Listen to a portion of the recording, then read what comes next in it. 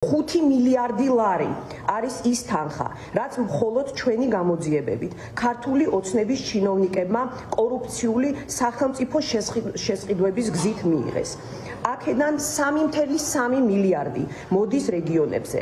ამ თანხის მესამედი კი 1 მილიარდ 130 მილიონი ლარი მოდის 2024 წელზე, როცა პრემიერ-მინისტრი ირაკლი კობახიძე იყო. მხოლოდ რამდენიმე შემთხვევას გაგახსენებთ.